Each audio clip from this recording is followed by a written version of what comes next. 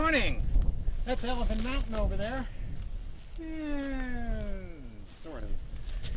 And I'm going to break here to talk some anime. Pat Weber, the original OVA. Pat Weber is a character-oriented set of sci-fi mecha anime OVAs, TV show, and movies conceived by the Headgear team in 1988. I've always enjoyed the characters of the Pat Weber series, so today I'm going to start at the beginning with these 7 1988 OVAs that USMC now calls the original series in its US release. In the future, technology has created new heavy robots for industrial use and construction. These devices are called labors. When labors became tools of crime as well, the Tokyo Police formed the Special Vehicles Division and Patrol Labors, or Pat Labor for short. The Special Vehicles Division is based on a landfill bordering on Tokyo Bay. The first OVA introduces the now familiar cast. Police Captain Goto greets the new officers and labors of his newly created Special Vehicles Section 2, or SV2. Captain Goto seems to be a tired and indifferent captain, cynical and laid back, but underneath that droopy face and cynical attitude you'll find a surprisingly clever guy. Noah Izumi is fresh out of the police academy and assigned to pilot one of the new police labors. She's young and enthusiastic, and she embraces her mecha with love, and like a pet, she names it Alphonse, and woe to any criminal who might so much as put a scratch on Alphonse's paint. Azuma Shinohara is Noah's partner. He works the command car to give her tactical information and instructions during operations. He seems self-assured, but a little embarrassed to be the son of the wealthy industrialist who owns the company that makes most of the labors used in Japan. Oda is pilot of the unit's second labor. He's an aggressive trigger-hacky cop who often causes more collateral damage than he does to the criminals. There's a new labor model, the Ingram, designed specifically for police work. It's an odd affair, using nightsticks, a giant revolver, and even a big shotgun as a weapon. Obviously, this mechanical design is a little tongue-in-cheek. The stories of this OVA series are all over the map, each taking on a different genre. They don't make any effort to create a continuing storyline, but rather stand as individual episodes, and most are told with a winking sense of humor. The first episode introduces the cast and setting, and then gives us a short introductory story about stopping a stolen labor that's running through the city. That's a pretty straightforward action tale, and it gives us a chance to see the characters in action. Attention all units, report in. Initial pattern load complete, now in position.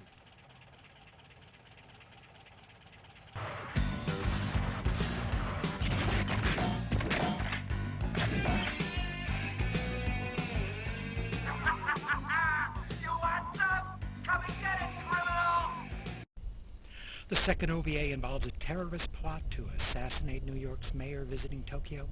This episode mainly serves to introduce the character of Tanaka Clancy, a Japanese-American officer from New York City, who'll be joining SV2 as a sort of exchange student cop. She's smart and competent and very by the book. The third OVA provides a monster movie satire. A large sea creature seems to be terrorizing Tokyo Bay.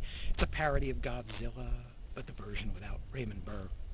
It also introduces police detective Matsui, who's going to be a recurring character in the series, and that expands the series with a much-needed investigative element. After all, you can't have a 30-foot-tall mecha walking around from door to door asking people for just the facts, ma'am. I thought this was a pretty weak story, lacking any real point other than Detective Matsui. The fourth OVA introduces a ghost story as SV2 is sent back to a deserted police academy for a refresher training class. It's a good character show, though some of the exposition at the end is a little tedious. The fifth and sixth OVAs form a two-part story that changes the genre yet again. It's a tense political thriller about a military plot to destabilize the government. The comic exaggerations of the characters' personalities gets toned down, and the mood becomes much more serious here.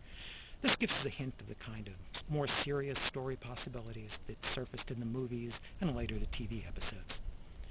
These are also my favorites of the original OVA series. Pat Weber has a huge cast, including a huge support team. I've only mentioned a few of the characters. There's also a Section 1 that predates Goto's section, although it uses over-model labor units. We'll only get to meet its captain, Shinobu Nagomo, in these OVAs, as she collaborates with Goto on a couple of cases.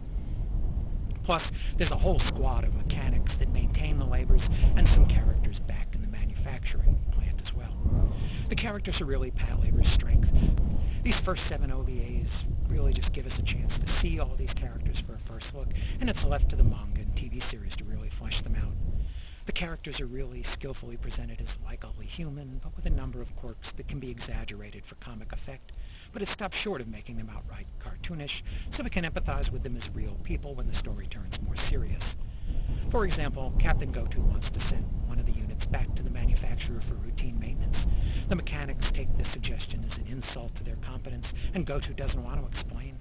You can see the intelligence and mutual respect that Goto shares with Chief Mechanic Sakaki in this scene.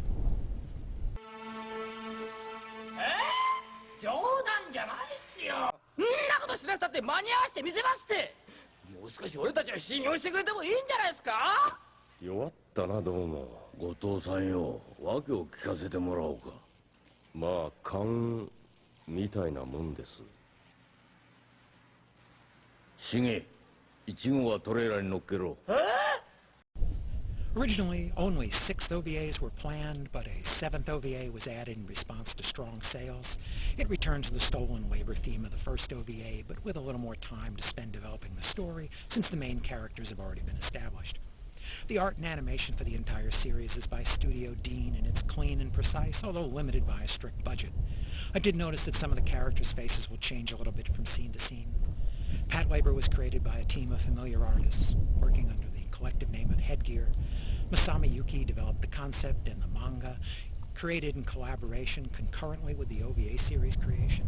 The manga has been translated and published in the US by Viz. Kazunori Ito wrote the screenplay. He's also done screenplays for Dirty Pair, Mazen Ikoku, and more recently several of the Dot Hack series. The character designs are by Kemi Takada, who is known for designing characters for anime series such as Orange Road and Urusei Yatsura. The mechanical designs are by Yutaka Yuzubuchi, who also designed mecha for shows such as Aura Battler Dunbine, Razafan, and more recently Gasaraki. Director Mamoru Oshii was brought in to help helm the OVA production. He's well known as director of such series as Urusei Yatsura and movies such as Ghost in the Shell, as well as Pat Labor. The music was composed by veteran Kenji Kawai, who's done many anime series, including Vampire Princess Miyu, Ranma, and the Ghost in the Shell movie, and more recently Moribito. There are unique elements to the music of each of these 6 OVAs, both dramatic and comical pieces, and they all work well enough to complement the story. I really tried to listen to USMC's English dub, but I'm sorry. While it didn't sound terrible, it sounded a little stilted to me, and it also sounded very wrong. I'm just too used to the Japanese voice actors from before there were dubs, and I'm too old to change my ways now. I have expectations for what Goto and Noah, Natsumi, and Oda sound like. And while USMC was able to use most of the same English voice cast for these OVAs and the TV series, the movies used a different set of voices for English dub, while the Japanese cast is consistent across the entire collection of Pat Labor videos. I give the Pat Labor original OVA set 4 stars, partly for introducing such fabulous characters, but mostly because episodes 5 and 6 tell an especially neat thriller. This OVA series was sufficiently popular that the 7th episode was added, and both a TV series and a movie were immediately planned for next year. These were eventually followed by a 2nd OVA series called The New Files by USMC here in the US, and a 2nd and eventually 3rd movie. I'll get to those on other hikes. USMC has put the 7 OVAs of this original series onto 2 DVDs, and they've collected that into one big double pack. The first DVD includes some really interesting commentary by director Oshii on 3 episodes that reveals such tidbits as how much he hates Kanaka Clancy character and why. Thanks for listening.